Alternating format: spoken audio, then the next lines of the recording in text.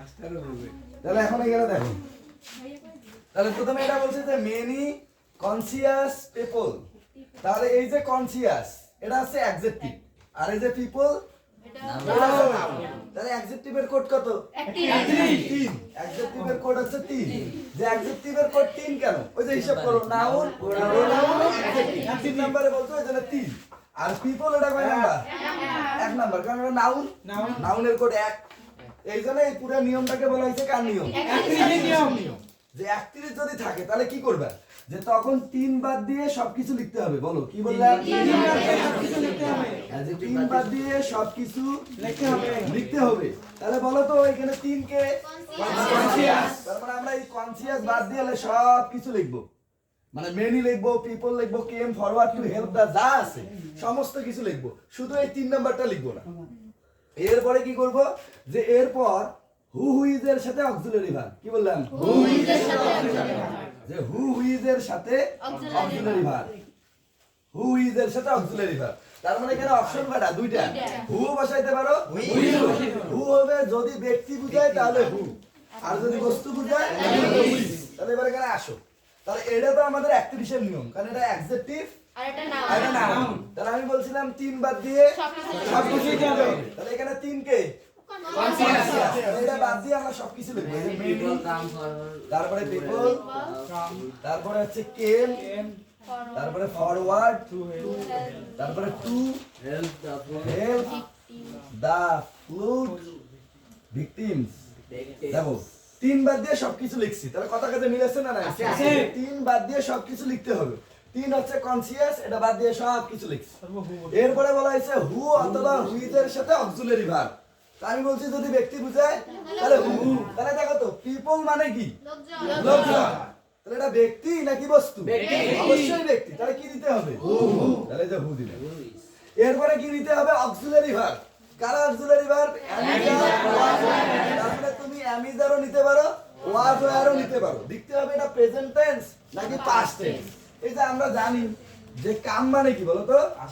কাম মানে আশা, আর কামের 3টা ফর্ম, কাম, কেম, কাম। তাহলে এখানে দেখো তো কয় নাম্বারটা আছে? 2 নাম্বারটা আছে। এই যে সি এ এম ই, এই যে সি এ এম ই, আর এটা আছে সি ও এম ই। সূক্ষ্ম বিষয়ের একটু তফাৎ।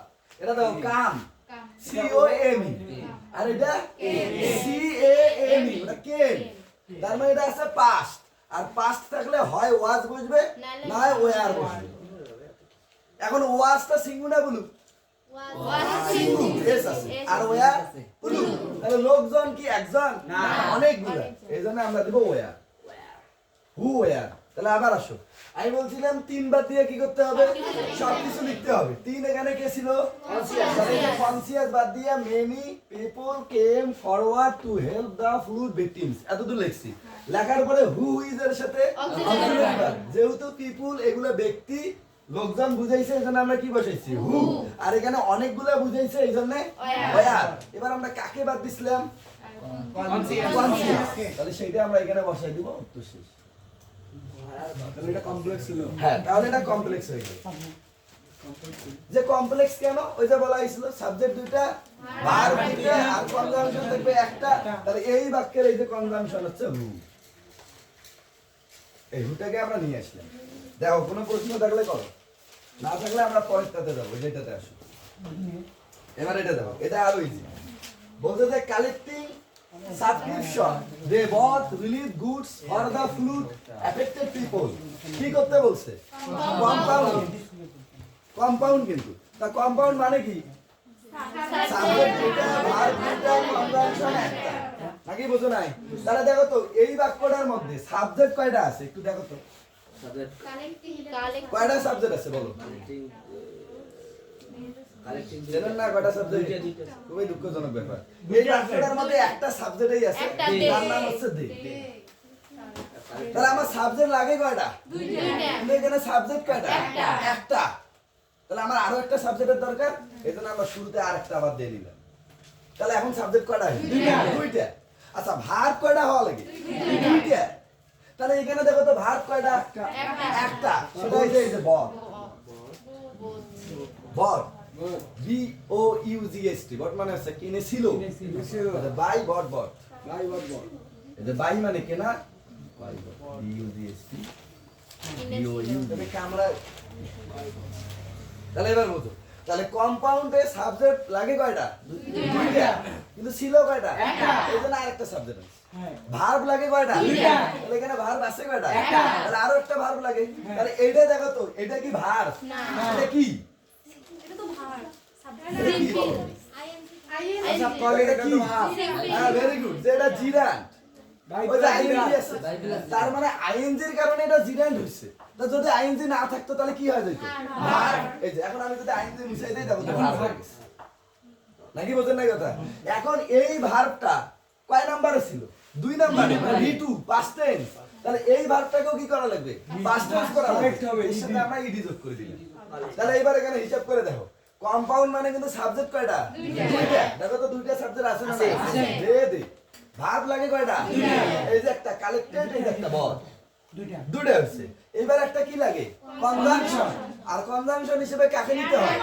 এন্ড অর ভার্ব সেটা কোথায় বসে এখানে কমার জায়গা যা বসে দেব এন্ড তাহলে যে বাসের ব্যাপারটা গেল উড়ি এসা হলো পুরি এটাই হচ্ছে কম্পাউন্ড সেন্টেন্স এটা আর বাই প্লাস জিরেন্টের মধ্যে পড়ে না এখানে সাবজেক্ট ছিল একটা আমরা বানাই নিছি দুইটা ভার্ব না দিয়ে জিরেন্ট দেওয়া ছিল ওইজন্য আইএনজি বাদ দিয়ে ওটাকে আবার কি বানাই নিছি ভার্ব বানাই নিছি এবার পরেরটাতে আসো তারপরে আমরা একবারে উঠাই দিই এটা আসো দেখো এখানে বলতে যে those who are were wonders make the travel for all এটা দেওয়া এটা করতে বলছে কি সিম্পল তাহলে সিম্পল মানে কি বলো তো সাবজেক্ট একটা ভার্ব একটা কনজাংশন নাই তার মানে এই গোডাল বাক্যের মধ্যে আমার সাবজেক্ট লাগবে কয়টা একটা কিন্তু যদি তোমরা এই যে প্রথম দিনের ক্লাসটা করতা মিথ্যা না বলিয়া তাহলে এটা বুঝতে আমি বলছিলাম যে যদি দা প্লাস 3 থাকে কি বললাম দা প্লাস 3 মানে কি অ্যাডজেক্টিভ এই দা প্লাস যদি অ্যাডজেক্টিভ থাকে তাহলে দায়ের পরিবর্তে দোষ বসে কি বললাম দায়ের পরিবর্তে দোষ আর হু ইজ এর সাথে অক্সিলারি হু ইজ এর সাথে দায়ের পরিবর্তে দোষ আর হু ইজ এর সাথে অক্সিলারি ভার্ব তাহলে এইবার দেখো তো আমার এই অংশটা আসি তাকাও যে এইখানে দা আছে নাকি দায়ের পরিবর্তে দোষ হু ইজ এর সাথে অক্সিলারি ভার্ব আছে দোষ হু ইজ এর সাথে অক্সিলারি ভার্ব আছে তাহলে যদি আমার দা থাকিল হয় তাহলে আমরা দোষ লিখলাম হয় আর হু এর সাথে অক্সিলারি ভার্ব লিখলাম হয় তাই না কিন্তু এবার আছে কি দোষ আর হু এর সাথে তাহলে এর পরিবর্তে এবার কি লিখতে হবে দা তাহলে এই যে সম্পূর্ণ অংশটা মুছাই দিয়ে এখানে একটা দা রেখে দেব এই যে বাঁশের পাতা গেল উলি কিসা এটা শেষ বাহ এটা হচ্ছে শেষ নাকি বুঝুন নাই তাহলে এবার পরেরটাতে আসো এবার এটার জন্য কিন্তু নাস্তা পানির ব্যবস্থা করা হবে বলছে if we destroy the mangrove forest we will lose our ecological balance তাহলে বলো তো এটা কার কারণে কি সেন্টেন্স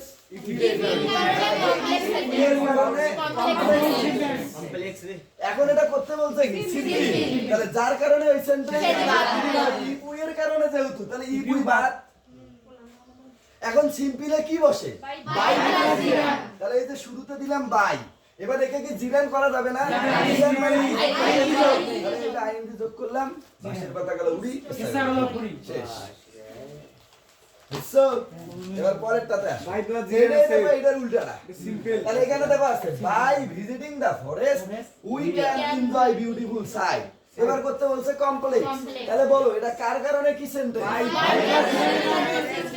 বাই আর জিরান্ডের কারণে সিম্পল তাহলে যার কারণে ওই সেন্টেন্স এটা আমার বাই বাদ আর আইএনজি বাদ তার মানে আইএনজি বাদ দিলে কিন্তু ভালো হয় আর আইএনজি যোগ করলে জিরান্ড এতটুকু বুঝলেই হবে যদিও পার্টিসিপাল হয় পরের ব্যাপার তাহলে এখন আমরা যদি কমপ্লেক্স করি তাহলে কি বসাই তাই ইপিউ তাহলে বুঝো তাহলে যে আমরা ইপিউ বসাই না এবার দেখে বলো তো এই বাক্যটা সাবজেক্ট কি আমার ইউ না এই বাক্যটা সাবজেক্ট কে ছিল এইজন্য ইউ এর জায়গা কি বসাই দেব উই তাহলে এর উত্তর শেষ ইফ উই বুঝলেন না ওই দুইটা কিওয়ার্ড এর লাইন তোমাকে মুখস্থ করতে হবে যে বাই প্লাস জিরান ইপিউ এন্ড উইদাউট প্লাস জিরান ইপিউ ডু নট অর তাহলেই হবে বুঝছো এখন উঠাও না বুঝি থাকলে প্রশ্ন করো